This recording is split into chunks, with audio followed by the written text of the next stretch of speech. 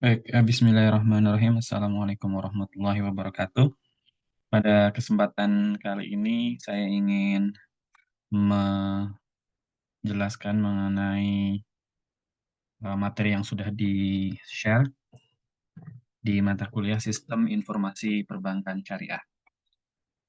Baik, mari kita mulai dan lanjutkan.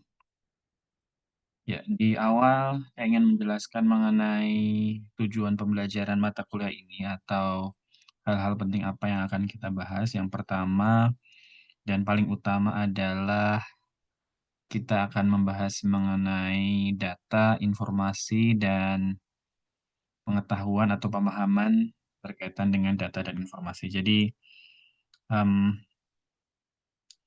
segala sesuatu yang kita pahami dari data dan informasi yang ada, dan konteksnya adalah perusahaan ya atau organisasi, maka akan kita bahas di mata kuliah ini. Dan data informasi apa saja yang akan kita bahas nanti akan kita rinci, apa saja bentuknya, apa saja jenisnya. Nah, berkaitan dengan pengetahuan atau pemahaman yang kita dapatkan dari data dan informasi yang tersedia itu ada konsep-konsep kunci, ada konsep-konsep yang sangat berkaitan dan perlu kita ketahui. Oke, ini ada beberapa, nanti kita akan pelajari satu persatu. Ada masyarakat informasi atau information society, ekonomi informasi, kemudian knowledge worker, business process, dan kita juga akan belajar bagaimana membedakan antara proses manajemen dan proses operasional ya. Kemudian apa itu business intelligence, business performance management, dan seterusnya. Kita skim saja ya, di konsep-konsep ini kita kenali sebentar saja, singkat saja. Dan ini tema-temanya. Yang pertama, how information is acquired, recorded, and stored. Jadi, kita tidak hanya membahas informasi sebagai jenis-jenisnya apa saja, tapi kita perlu tahu seperti apa informasi itu didapatkan, direkord, direkam, ya, dipermanenkan, dan kemudian disimpan.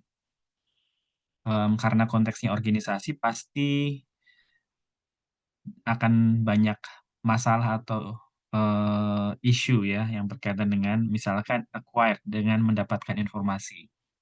Misalkan apakah informasi itu harus harus kita dapatkan itu pakai consent atau tidak, harus minta izin customer dulu atau tidak, atau kita bisa mendapatkan informasi itu langsung saja tanpa customer diberitahu bahwa informasi itu akan kita simpan. Misalkan informasi mengenai nomor HP kita, informasi mengenai alamat customer, informasi mengenai usia customer, informasi mengenai kebiasaan belanja kita di platform-platform Tokopedia, Shopee, atau yang lain, itu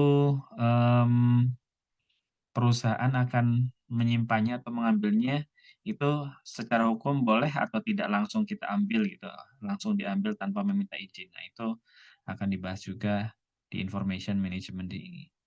Yang kedua adalah misalkan yang lain adalah where information resources are located in the organization and who has responsibility for them.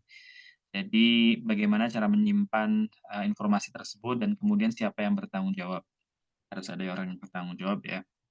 Yang ketiga, tema ketiga adalah how information flows within the organization and between the organization and the outside world.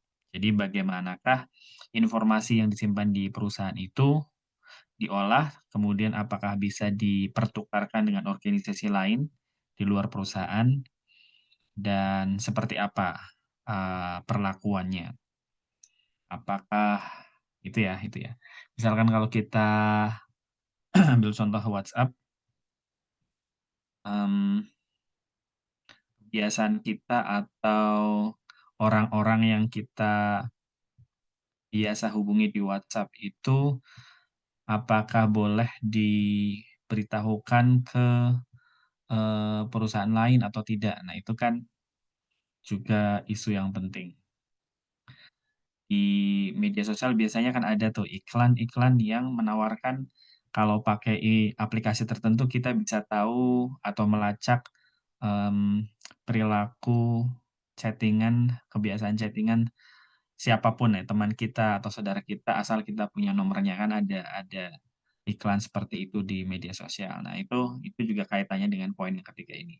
Yang keempat adalah how the organization uses it, bagaimana organisasi mengelola atau menggunakan informasi tersebut. Yang kelima adalah how people who handle it apply their skills and cooperate with one another. Jadi, bagaimanakah di dalam perusahaan itu, di internal perusahaan, orang-orang yang di dalamnya itu bagaimana mengolah informasi itu, terus kemudian bagaimana membaginya dengan karyawan-karyawan lain, seperti apa hambatannya, seperti apa batasannya. Nah, itu juga berkaitan dengan manajemen informasi.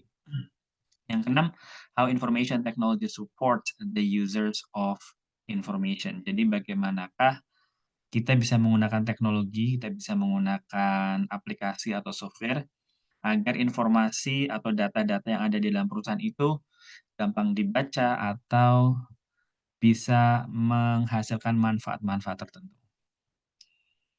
Kemudian what information costs and the value it contributes.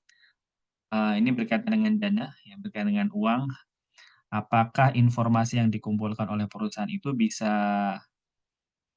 menaikkan pendapatan, misalkan menaikkan laba, atau justru pengolahan informasi di dalam perusahaan itu malah terlalu mahal dan justru mengurangi laba, gitu kan. Itu juga dibahas di poin yang keberapa ini? 7 ya. Dan yang kedelapan adalah how effectively all these information-related activities contribute towards achievement of the organization objectives. Bagaimanakah semua hal ini, ya, keseluruhan hal ini bisa membuat organisasi atau perusahaan itu sampai kepada tujuannya, bisa mewujudkan tujuannya, ya. Yaitu tujuannya adalah pasti untuk perusahaan adalah profit, ya. Bagaimana kesemuanya itu bisa meningkatkan profit perusahaan. Ini akan ada 3 bab yang akan dibahas di mata kuliah ini. Yang pertama, introduction, jadi pengenalan atau pendahuluan. Yang kedua, software for information management, software yang bisa dipakai, hal-hal yang berkaitan dengan software information management. Yang ketiga adalah technology for information management. Jadi, teknologi untuk manajemen informasi. Jadi, teknologi tidak hanya terbatas software, tapi juga keseluruhan dari cara perusahaan meningkatkan, performanya, ya. Jadi chapter 2 dan 3 perlu dibedakan, perlu diperhatikan.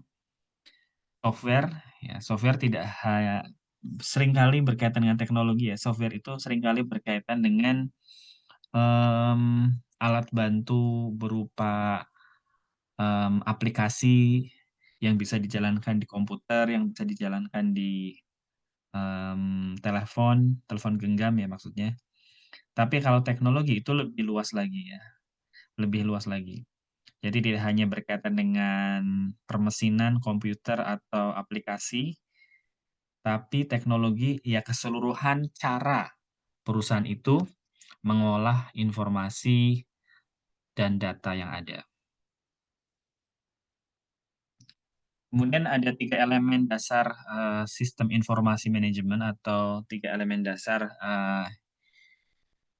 business information management. Yang pertama, sumbernya, ya, information resources. Sumber informasi itu bisa berupa data, kemudian informasi, dan pengetahuan. Data, ya, misalkan, fakta-fakta yang berkaitan dengan customer, berapa jumlah customer perusahaan, berapa jumlah karyawan perusahaan, itu data. Information itu, sesuatu yang sudah mengandung makna ya, data yang sudah diolah itu namanya information. Misalkan berapa laba perusahaan, itu kan informasi. Karena laba perusahaan itu tidak serta-merta kita dapatkan, tapi harus dihitung. Maka information ini lebih tinggi proses pengolahannya daripada data. Kemudian knowledge. Knowledge pengetahuan, bagaimana informasi yang sudah kita dapatkan menghasilkan suatu perubahan.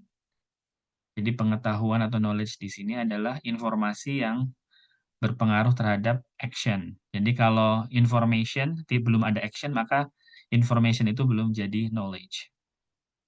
Oke. Oke ya, kita fokus ke elemen-elemennya itu sumber informasi, ada data, information, atau knowledge. Kemudian teknologinya, technology resources. Jadi teknologi yang berkaitan dengan sumber informasi. Teknologi ini bisa dipakai untuk mengolah, bisa dipakai untuk menyimpan, bisa dipakai untuk mengamankan, bisa dipakai untuk mengkomunikasikan data dan informasi, dan seterusnya. Jadi, ini technology resources. Ada yang bentuknya software, ada yang bentuknya sistem software, ada yang bentuknya technology infrastructure, ada yang bentuknya hardware, ada yang bentuknya telecommunication. Software application ya, misalkan aplikasi-aplikasi teknologi yang bisa dijalankan di Android atau di iPhone itu adalah software application. Jadi sesuatu yang bisa kita akses oleh customer, biasanya itu software application. Sistem software itu biasanya software-software yang digunakan dalam level perusahaan, internal perusahaan. Oke, bagaimana mengelola informasi di dalam perusahaan, terus kemudian bagaimana pengelolaan internet di dalam perusahaan, siapa saja yang bisa mengakses data perusahaan, siapa saja yang bisa mengelola atau mengakses internet perusahaan secara gratis atau secara bebas, siapa saja yang harus dibatasi. Nah, itu masuknya di sistem software. Teknologi infrastructure termasuk di dalamnya adalah infrastrukturnya ya, baik misalkan perusahaan itu punya orang IT, ini masuk teknologi infrastructure.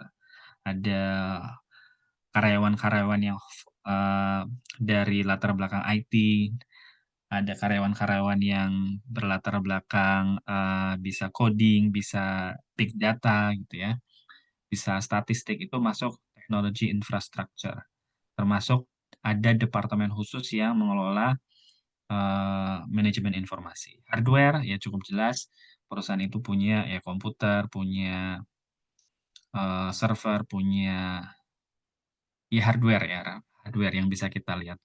Kemudian telecommunication, ada perusahaan itu punya perangkat-perangkat yang dipakai untuk mengkomunikasikan informasi itu.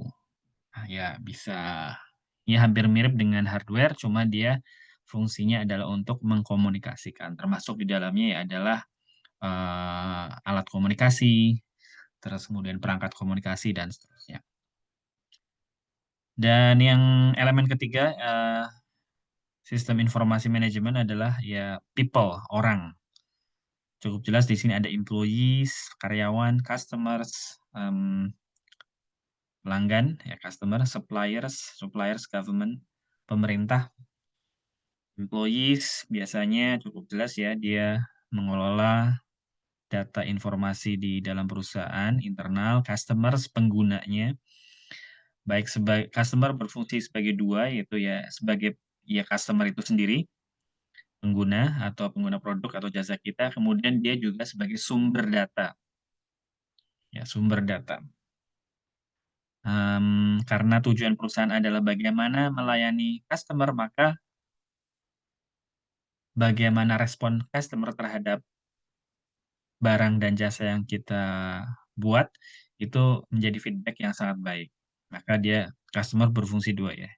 Jadi pengguna dan jadi sumber feedback utama. Supplier cukup jelas, government, pemerintah, dia yang membuat aturan, membuat hukum, sehingga teknologi atau produk apapun yang dibuat oleh perusahaan harus comply ya, harus taat terhadap hukum atau peraturan yang ada. Nah ini informasi, kalau kita berbicara informasi itu bukan sesuatu yang baru saja ada ya. Kalau kita pahami informasi atau kita dekat informasi sebagai sesuatu yang luas, sesuatu yang sangat penting dalam hidup kita ya. Jadi informasi itu selalu ada dengan hidup kita ya.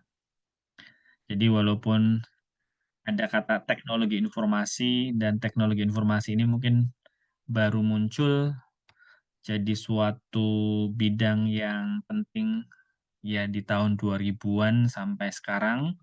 Tetapi secara secara praktek informasi itu sangat dekat dengan hidup kita.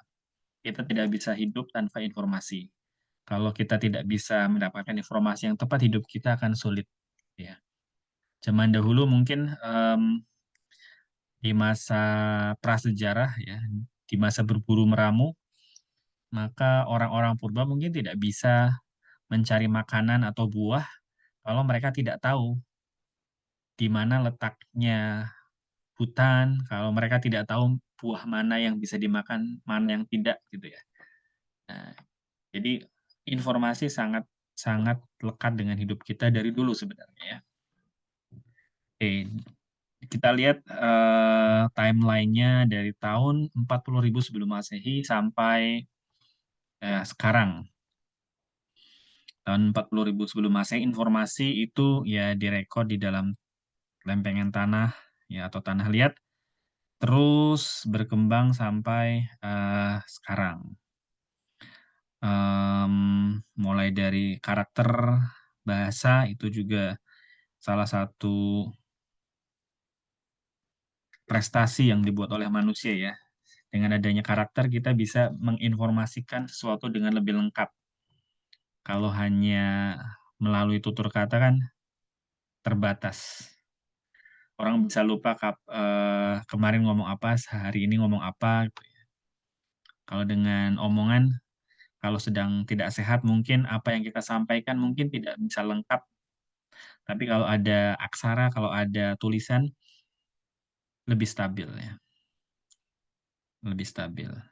Sampai pada 1455 itu ada penemuan mesin cetak, itu juga milestone ya, pencapaian manusia yang luar biasa berkaitan dengan informasi. Ya walaupun di sini yang baru dicetak atau yang dipakai untuk atau yang disebarluaskan adalah Bible ya, Injil. Kemudian penemuan grafit untuk tulisan tangan ya, untuk pulpen atau untuk pensil, sehingga orang bisa lebih cepat mengekspresikan pikiran atau kata-katanya di dalam tulisan. Terus kemudian 1651 itu apa namanya, pustakaan pertama di Oxford. Kemudian ada 1860 mesin ketik pertama dibuat, ya sistem QWERTY yang di HP-HP kita itu. Urutannya QWERTY dan seterusnya itu ya awal mulanya di tahun 1860. Kemudian Alexander Graham Bell memperkenalkan telepon. Terus berkembang sampai tahun 1991 di mana internet pertama dibuat. Jadi kalau kalian sudah menikmati internet, menikmati website, menikmati aplikasi, itu belum lama ya, belum lama ada, belum sampai 50 tahun yang lalu, itu tahun 1991. Dan saya ingat internet pertama kali sampai di Indonesia atau sampai ke halayak umum di Indonesia itu mungkin tahun 1999 ya. Iya, seingat saya mungkin 1999. Ya, waktu saya SMA ya. Ya, kurang lebih itu 99. Jadi itu keadaannya. Oke, jadi ini sejarah secara timeline bagaimana informasi itu lekat dengan hidup manusia dan bagaimana informasi itu kemudian diolah, direkayasa sedemikian rupa sehingga eh, kualitasnya itu semakin gampang diakses dan memberi manfaat yang semakin besar kepada manusia, semakin berpengaruh ya di hidup manusia. Oke, jadi ini sama seperti tadi bagaimana sistem informasi itu berkembang. Cuma ini dibagi 3 tahapan. Yang pertama, tahap pertama itu ya sekitar 1960-an ketika komputer itu dibuat untuk industri ya. Yang pertama-tama komputer itu dibuat untuk industri, belum untuk individual. Jadi adanya hanya di industri. Dan kemampuannya ya masih sangat sederhana berkaitan dengan mempermudah atau mempercepat proses hitung-menghitung. Ya, belum belum mengolah informasi seperti informasi yang sekarang ya. Masih berkaitan dengan mempercepat proses perhitungan misalnya. Kemudian di tahun 70-an, teknologi PC atau personal computer mulai diperkenalkan sebagai alternatif pengganti mini komputer. Jadi tahun 70-an sudah ada atau mulai ada desktop ya, komputer yang ada di meja kerja. Ukurannya juga jauh lebih kecil dan sudah mulai bisa digunakan oleh individu. Cuma saja kecepatannya masih hampir sama dengan kecepatan mini komputer. Tahun 90, nah ini bagaimana informasi eh, berkembang lagi. Jadi ditandai dengan konversi data dan informasi dalam bentuk biner. Jadi yang paling utama atau paling menonjol di tahun 90-an adalah bagaimana data atau informasi itu bisa disimpan. Informasi dan data yang jumlahnya banyak bisa disimpan dalam format yang lebih sederhana dan lebih awet. Ini juga penting, karena kalau informasi disimpan dalam bentuk kertas, buku, dan lain-lain, tentu saja 2-3 tahun saja sudah berubah ya, sudah berubah, kertas bisa kena kutu, bisa terbakar, bisa hilang, bisa sobek, dan seterusnya. Jadi kurang stabil untuk penyimpanannya, maka pencapaian digitalisasi ini sangat penting. Ini terjadi tahun 90-an. Kemudian di era globalisasi, jadi kemajuannya itu eksponensial ya, kemajuan teknologi informasi itu eksponensial. Eksponensial itu kemajuannya semakin cepat.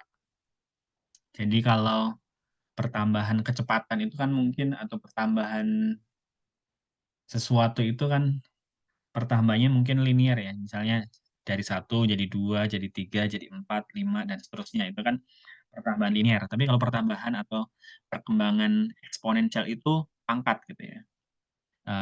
Dari 1 jadi 2, 2 jadi 4, 4 jadi 16, 16 pangkat 16 jadi berapa gitu. Jadi perpangkatan terus yang sangat cepat. Intinya eksponensial ada perkembangan yang sangat cepat dan semakin cepat, semakin cepat, dan semakin cepat. Ciri informasi pada era ini adalah tidak ada yang dapat menahan lajunya perkembangan teknologi informasi. Kemudian 2, lingkungan bisnis yang ada pada saat ini sedemikian seringnya berubah dan dinamis. Jadi informasi tidak bisa dibendung. Ya kalau kita mau ya membendungnya sangat sulit. Kita bisa mengetahui apa yang terjadi di Aceh, di Papua secara real time di era globalisasi sekarang ini, bahkan bukan hanya di Indonesia, di luar negeri pun kita bisa mengetahui apa yang sedang terjadi di sana. Kita bisa tahu apa yang terjadi di Amerika, tren apa yang ada di sana, apa yang terjadi dengan orang-orang di sana, apakah ada bencana atau tidak, itu informasinya sangat berkembang. Tidak ada yang dapat menahan lajunya. Kemudian 2, lingkungan bisnis yang sering semakin cepat berubah ya, karena selera orang bisa berubah dengan cepat, tren bisa berubah dengan cepat, maka lingkungan bisnis pun dia mengikuti. tren makanan kuliner misalkan, apa yang populer 1 atau 2 tahun yang lalu sekarang mungkin sudah tidak populer lagi, dan bahkan apa yang sekarang populer pun belum tentu tahun depan masih akan populer. Jadi semakin cepat berubah, karena orang ya semakin semakin gampang aksesnya untuk, mengakses produk-produk tertentu ya. Jadi trennya berubah, entah di kuliner, entah di, tontonan, entah di bacaan, entah di tempat main, tempat wisata, itu pun juga perkembangannya, perubahannya cepat ya. Oke, sampai di sini mungkin